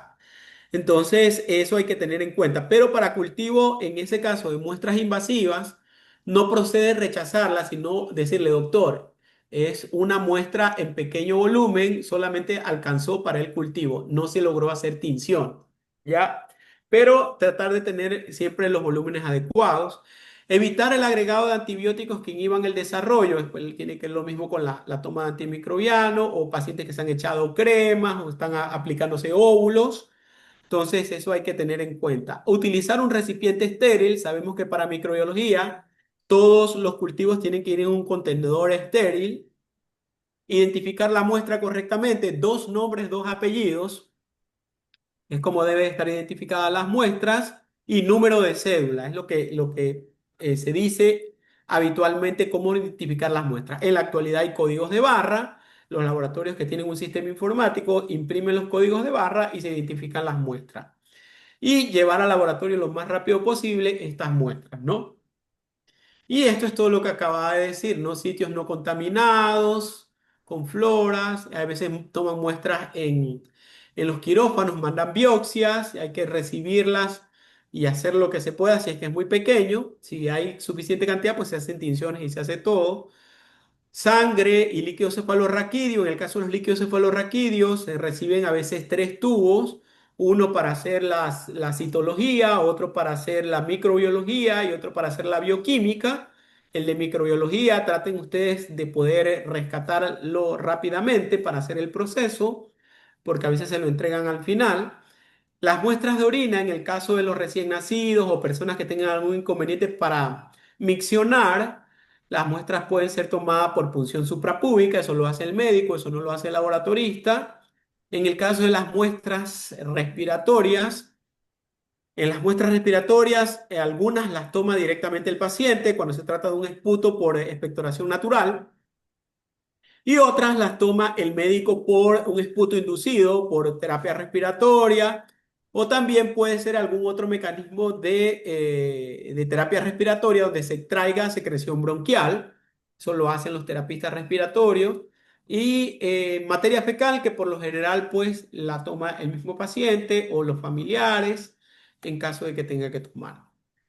¿Qué más tengo que tener en cuenta en la fase preanalítica para asegurar mi trabajo y hacerlo con calidad? Todos los materiales, insumos y dispositivos tienen que estar dentro de las fechas de que no estén caducados, ¿no? Que sean dispositivos estériles, que sean dispositivos fáciles de utilizar, que sean dispositivos que puedan adaptarse a cualquier sitio anatómico en el que yo vaya a tomar la muestra, ¿ya? Entonces tengo que, antes de ir a recolectar las muestras, evaluar los dispositivos con los cuales yo estoy disponiendo en mi laboratorio para recolectar las muestras, ¿no? Y pero que sean estériles en todo caso, ¿no? Si las muestras tienen que trasladarse a algún laboratorio de referencia o a alguna parte lejana, se recomienda utilizar medios de transporte.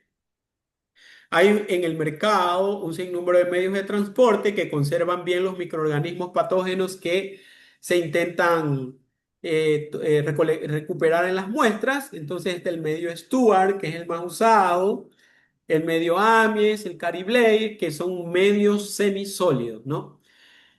Pero también existen caldos o medios líquidos como el agua pectonada, que es para Vibrio cólera, y el medio PRAS para anaerobios, ¿no? O caldo de tioglicolato también puede servir como un medio de transporte.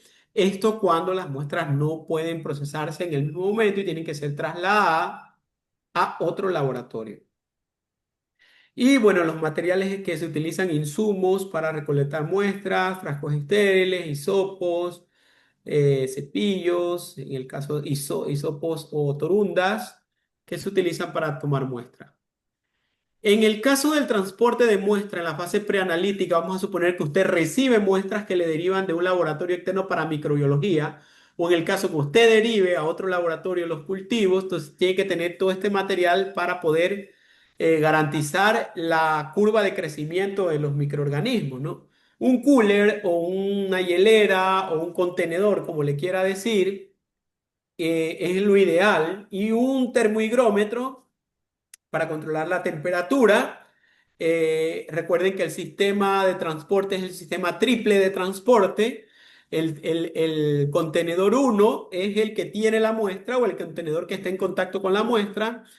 El contenedor 2 puede ser una gradilla o cualquier otro dispositivo en el cual vaya el contenedor uno. Y el envase terciario o el sistema terciario es el cooler como tal, ¿no? Pero ese es el sistema universal de transporte de muestra, ¿ya? Entonces, el control de la temperatura es ideal para el traslado de las muestras. Y acá, por ejemplo, como para que no vean, para que no digan que todo tiene pues que estar con la pila de hielo y que, por ejemplo, sangre se puede mantener a temperatura ambiente, ¿no? Por un determinado tiempo. En el caso de la orina, esa sí es obligatoria refrigerarla a 4 grados centígrados. En el caso de los exudados faríneos que estén en un medio de transporte, se pueden conservar tranquilamente en temperatura ambiente. Las muestras respiratorias, esas sí van en la nevera. Todo lo que es muestras urogenitales van en medios de transporte. Si es que vamos a investigar Neisseria gonorrhoeae, es en temperatura ambiente, en un medio de transporte propio para ese germen, ¿no? Y de allí todos los que son líquidos biológicos se pueden conservar a temperatura ambiente hasta el proceso, ¿no? No es necesario refrigerar. Ah, y acá miren. Si no puedo procesar un líquido cefalorraquídeo, lo puedo guardar en la nevera, en la incubadora, perdón, en la estufa, la incubadora normal a 37 grados centígrados, teniendo en cuenta que no se contamine, ¿no? Y podemos guardar en la nevera muestras que se sospeche, hongos, parásitos, micobacterias, las muestras para orina. En el caso de que un exudado vaginal, un exudado herido, un exudado faríngeo, un esputo, un cuprocultivo no lo podamos procesar, podemos conservarlo también en la nevera.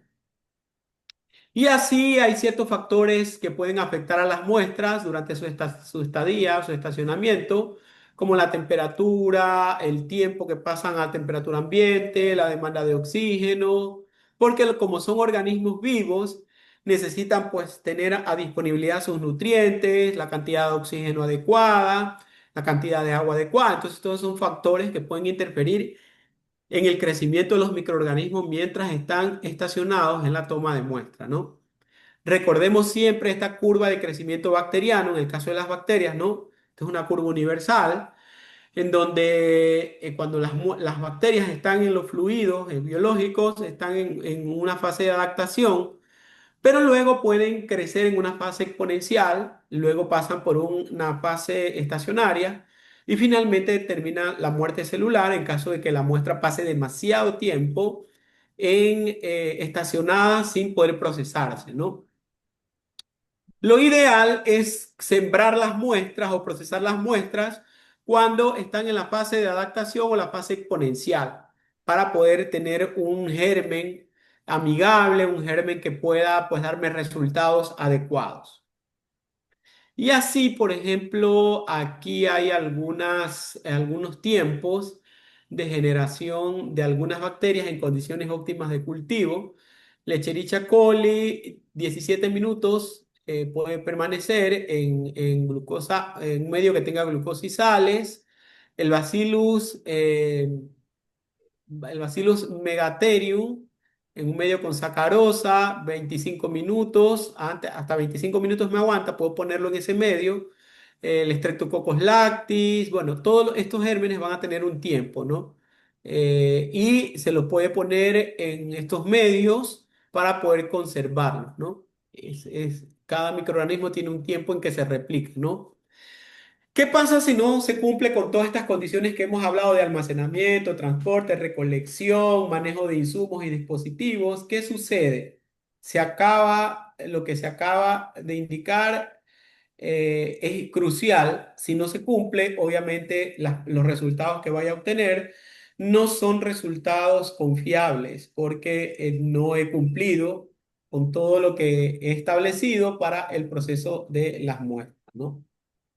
Entonces, allí lo que voy es aplicar las condiciones de aceptación y rechazo, ya sabiendo que todas las que cumplen con los criterios de aceptación van a ser procesadas, mientras que aquellas que no cumplen con las características de aceptación van a ser rechazadas. En el manual de la OMS dice que en un estudio del 2005 de laboratorios clínicos realizados en los Estados Unidos puso en manifiesto que los indicadores en uso que eran objeto de seguimiento con más frecuencia en ese momento estaban relacionados con los ensayos de actitud analítica, el control de calidad, las competencias del personal, los plazos de entrega y la identificación del paciente y su exactitud.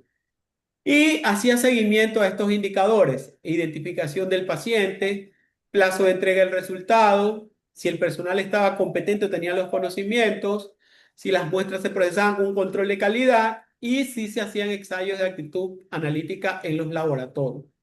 Entonces, estos indicadores los medían para poder asegurar pues que los resultados salgan con toda la certeza de que ese es el microorganismo que está causando la situación en el paciente, ¿no?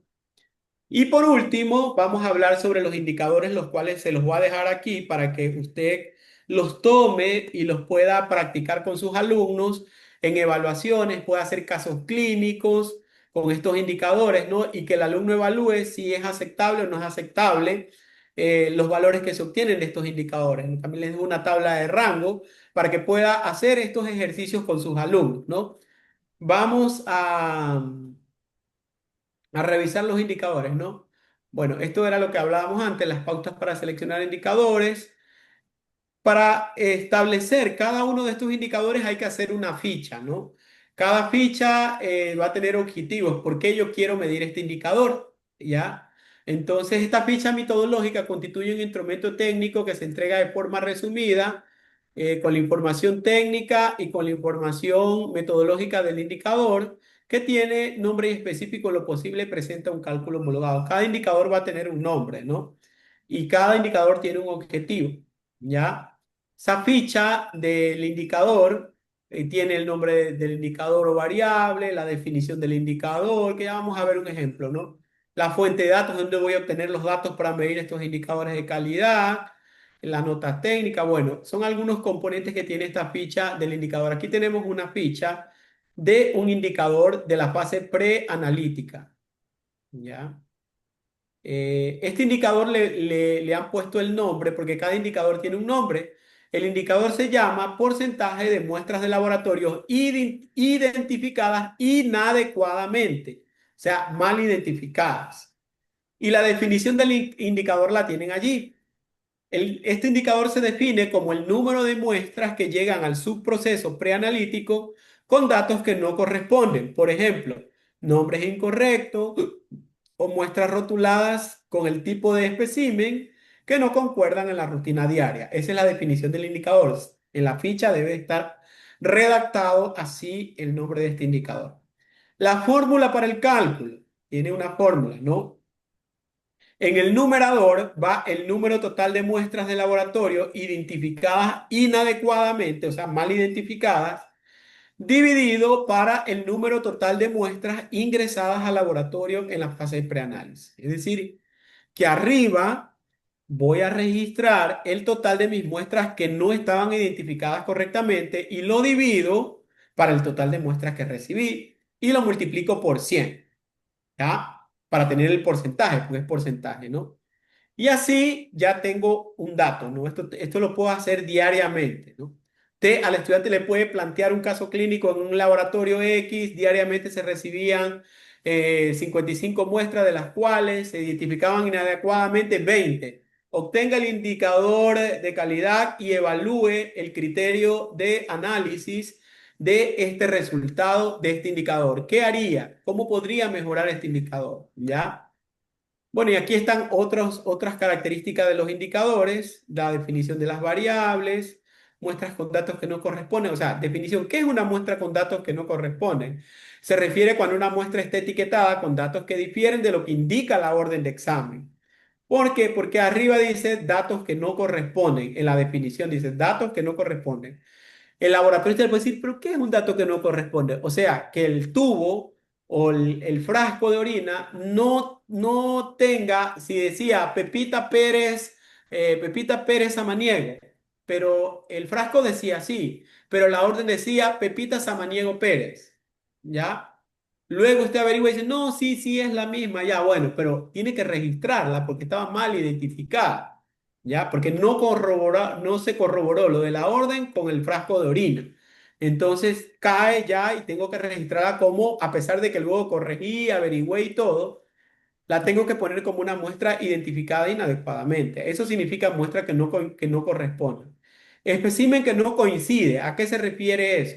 Se refiere cuando el recipiente primero de la muestra contiene un espécimen que no coincide con el que declara en la etiqueta o el rótulo de la misma y pasa, ¿no?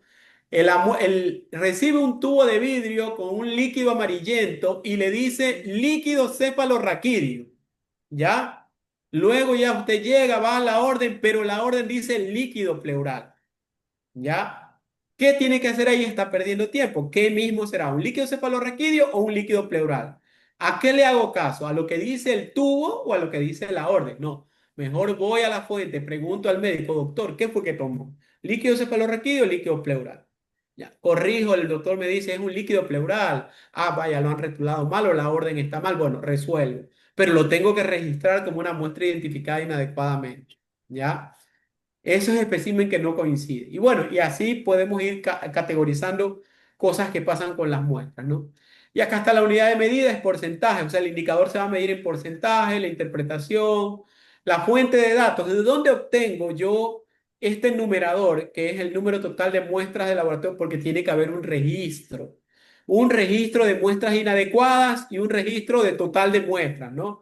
Por eso la fuente del indicador o fuente de datos es una herramienta o instrumento para poder registrar las muestras identificadas inadecuadamente y las muestras que llegan al laboratorio, porque necesito esos dos datos, ¿no? Y aquí hay nivel de disgregación, o sea, todas las muestras tienen que llegar por el área preanalítica, todos los subprocesos circulatorios, informaciones, bueno, son otros datos que se llenan en la ficha. Todo lo que le estoy mostrando es la ficha, ¿no? Y aquí hay otro indicador, porcentaje de muestras laboratorios rechazadas, ¿ya? El primer indicador era muestras identificadas inadecuadamente. El segundo indicador de la fase preanalítica es muestras rechazadas antes de la fase de análisis, ya las que rechazó, ¿ya? ¿Cómo se calcula el número total de muestras de laboratorio rechazadas dividido por el número total de muestras ingresadas? A diferencia del indicador anterior que era muestras identificadas inadecuadamente. Aquí no hablamos de rechazo. Acá ya hablamos ya cuando rechazo. En el numerador, el número de muestras rechazadas antes de la fase de análisis. Y en el denominador, el número total de muestras ingresadas en el laboratorio, el total de las muestras, ¿no? Tienen la definición del indicador y acá abajo tienen también la definición de las variables, las unidades de medida y todo como todo indicador. Ese es el segundo indicador. El tercer indicador de la fase preanalítica para poder respaldar mi fase preanalítica es porcentaje de pruebas de laboratorios procesadas en la fase de análisis bajo un sistema de control de calidad. ¿Ya?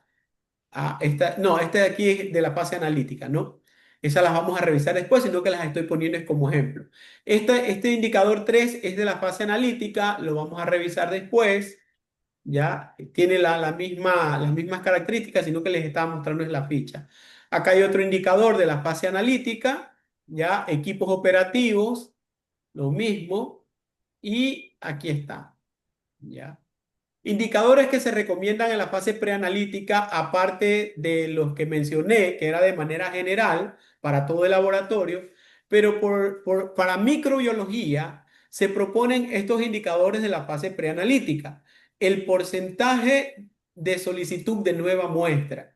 Hablemos, por ejemplo, del urocultivo, que es el que siempre uno pide nueva muestra porque puede que el paciente me haya indicado que todo estaba bien, pero cuando le siembro me sale un sinnúmero de cosas que me da a entender de que el paciente me mintió, ¿ya? Y sale una flora mixta.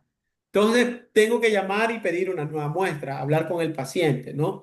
Entonces, ese es un indicador, solicitud de nueva muestra. Estoy cogiendo el ejemplo de la orina, ¿no? Porcentaje de muestras contaminadas.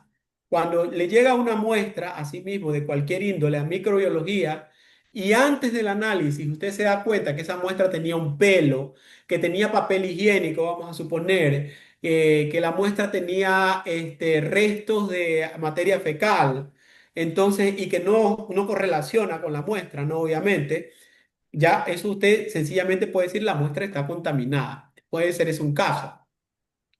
El otro caso puede ser que después de la siembra se dé cuenta que hay una microbiota que está contaminando a la muestra por el sitio anatómico donde se recolectó la muestra. Entonces, allí también puede determinar que la muestra está contaminada y también debe registrarla como una muestra contaminada en esas dos eventualidades. También está el porcentaje de muestra de volumen adecuado o inadecuado, también puede ser. Volumen adecuado, hablemos siempre en los líquidos biológicos u otras muestras que llegan al laboratorio en cantidades muy pequeñas, ¿no? Que solo sirven para hacer la siembra, pero no para las tinciones directas. Entonces, eso también hay que registrar como un indicador. Y el otro indicador es porcentaje de muestras trasladadas en el tiempo adecuado, ¿no? Cuántas muestras llegaron al área de microbiología en el tiempo que corresponde? Porque acuérdense que laboratorios grandes, la muestra está, la preanalítica o la fase de recepción de muestras está en un área, ¿no? Y se debería o se debe anotar el tiempo en que se recibe la muestra, la hora, ¿ya? Y luego se traslada al área de microbiología y luego poner la hora en que llegó la muestra a microbiología, ¿ya? Y con eso se puede medir el tiempo de que la muestra fue trasladada en el tiempo adecuado, ¿ya? Entonces, ese es otro indicador que me sirve mucho en microbiología. Y aquí tengo algunos ejemplos para que vean, ¿no? Miren en este indicador que tiene que ver con el porcentaje de solicitud de nueva muestra, ¿no? Para microbiología. Aquí está en el numerador, número total de solicitud de nueva muestra para microbiología, el número total de muestras recibidas en bacteriología. Entonces hubo 5 muestras que se pidieron para nuevas muestras, se pidieron nuevamente en bacteriología y se recibieron 478 muestras. Divido 5 para 478 por 100 y mi indicador está en 1,04. ¿Será eso normal? ¿Me tengo que preocupar por ese 1,04%? Luego lo vamos a analizar. Registro de acá, este es el cuadro, ¿no? La fuente donde yo obtengo los datos, ¿no? Tenemos que tener siempre un registro para todo esto, ¿no? Porque de ahí provienen los valores para poner en el numerador y en el denominador. Entonces, en mi registro diario tengo aquí mes uno, mes 2, mes 3, mes 4. Este indicador lo están midiendo a nivel mensual. Recuerde que usted también decide en qué periodo mide el indicador, semanal, diario, mensual. Acá lo está midiendo mensual. En el mes uno tuvo 0 peticiones de nueva muestra. En el mes 2 pidió 2 nuevas muestras. En el mes 3 pidió solo una. En el mes 4 pidió 2 nuevas muestras para repetir. Sumo todas las peticiones de nueva muestra y acá también el total de muestras que se recibió en cada mes me da esto, ¿no? Y luego aplico la fórmula y me sale ese valor. Es decir, que el 1,04% por cada 4 meses tengo que pedir una nueva muestra por alguna razón. ¿Ya? Si yo me establezco un rango que para mí esto es de preocupación, me pongo a ver por qué tengo que estar pidiendo nueva muestra cada rato. ¿Ya? O si digo, es 1%, no me preocupo, eso suele pasar, ya me mantengo, ¿no? La idea es que disminuya en el próximo cuatrimestre. Acá en este otro indicador, como ejemplo, porcentaje de muestras contaminadas, el indicador dice que en el numerador va total de muestras para cultivos determinadas como contaminadas y número total de muestras procesadas en el laboratorio, ¿no? Asimismo, tengo mi hoja de registro cuatrimestral. En el mes uno hubo 0, en el mes hubo 1. Total que en los 4 meses tuve 3 muestras que fueron contaminadas, ¿no? Divido, ¿ya? Y me sale que, no sé por qué aquí divido uno, ya. He hecho por mes, ¿no? En el mes uno, en el mes 2 y tuve una muestra y 95 muestras recibidas, ¿no? Una muestra me salió contaminada de 95 muestras que recibí, multiplico por 100 y me sale 1,05. En el otro mes, en donde estuve 125 muestras, mes 3 aquí puedo hacer también por mes. En el mes 3 tuve una muestra contaminada y recibí 125 muestras y eso me da 0,80%, ¿no? Entonces, yo soy el que voy a decidir qué voy a hacer con estos valores, ¿no? Si ese porcentaje lo considero dentro de lo normal, no hago nada, si no, tomo medidas correctivas. Y asimismo, miren acá, muestras para cultivo con volumen y cantidad adecuada. En el cuatrimestre se recibieron 476, ya, muestras con volumen adecuado, ya, y nada más lo que hago es dividir las que tienen volumen o cantidad adecuada para el total de muestras que recibo en el laboratorio. Y es decir, que el 99,5% de mis muestras siempre llegan con el volumen correcto. Hay un porcentaje de 0,5 o de 5, sí, de 0,5 que no están llegando con el volumen que es. Muestras trasladadas en el tiempo adecuado, también podemos calcular en el numerador total de muestras recibidas en el tiempo adecuado para el total de muestras procesadas, ¿no? Y asimismo, estos indicadores muestran valores satisfactorios, 98,7, 94,1, ¿no? Ahí han hecho pues del mes 4 y han hecho del mes uno como ejemplo, ¿no? Para que ustedes vean si pueden hacer por cada mes. Y para terminar ya, estoy terminando casi ahí, he optimizado todo el tiempo. La gestión de calidad en los laboratorios de microbiología es esencial para garantizar resultados confiables, porque pensamos hablando por la confiabilidad, todos estuvimos de acuerdo que la confiabilidad es una de las características de la calidad, ¿no? Resultados confiables y seguros que respalden decisiones clínicas oportunas. En particular, sabemos que el área preanalítica es el punto crítico y donde van a haber siempre más situaciones que puedan alterar la calidad del laboratorio, ya que la mayoría de los errores diagnósticos se originan en la toma, transporte, conservación de las muestras. Una adecuada estandarización de procedimientos, capacitación de personal, controles rigurosos en esta fase reducen significativamente las fallas que afectan la validez de los análisis. Y de esta forma, la calidad del proceso preanalítico no solo fortalece la seguridad del paciente, o sea, trabajar intensamente en la calidad en la fase preanalítica mejora los parámetros de seguridad del paciente, sino que también va a optimizar recursos, eleva credibilidad del laboratorio y contribuye al cumplimiento de normas internacionales y a la mejora continua de la práctica microbiológica. No sé si tengan alguna pregunta. pero son las 5:56, hemos terminado casi que allí. Preguntas. Igual yo mandé un banco de preguntas para que ustedes lo puedan resolver hace días atrás con relación a estas conferencias que estamos dando.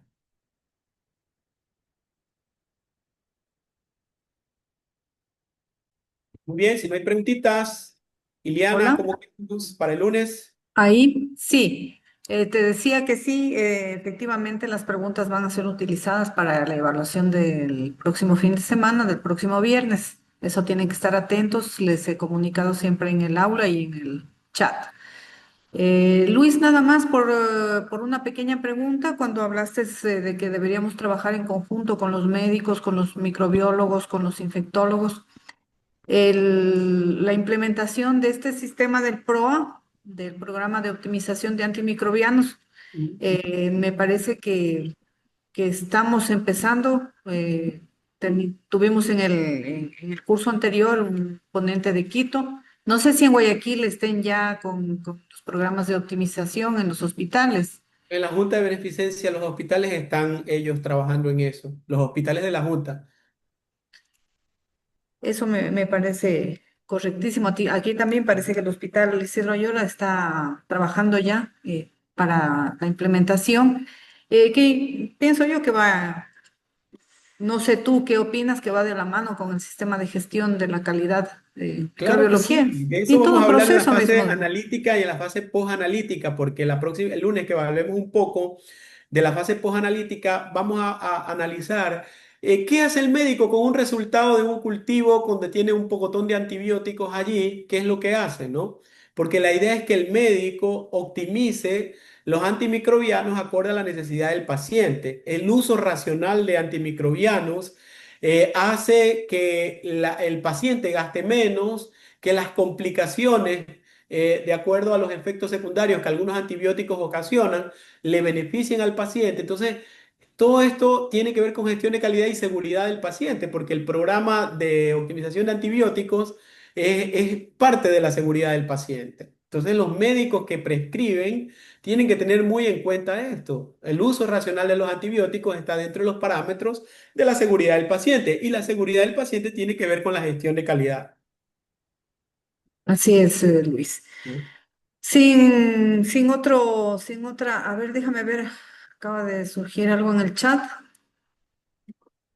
Eh, una de las participantes nos dice que en el caso del PROA se complementa con el PRODIN, que es el específico para el laboratorio en el área de Sí, microbiología. claro que sí, claro que sí. Se complementa porque van de la mano, ¿no? En la parte ya médica se basa en el PROA y el laboratorio pues con el PRODIN. Por eso nosotros en el laboratorio de microbiología, antes de liberar ese resultado, tenemos que asegurarnos de que los antimicrobianos que hemos puesto sensibles, que hemos puesto resistentes, realmente sean sensibles y resistentes, porque si no también estaríamos fallando al médico y podemos pues también afectar los objetivos del PROA, ¿ya? Es importante eso. Así es, Luis. Bueno, sin otra novedad, pasamos a despedirnos Listo, nos y si vemos el no sin lunes a antes, las no 4. sin antes quedar ya citados para el día lunes para el- la siguiente conferencia, que es muy importante porque apenas hemos visto la fase preanalítica y el área de microbiología que es tan importante, tan preponderante, el laboratorio clínico.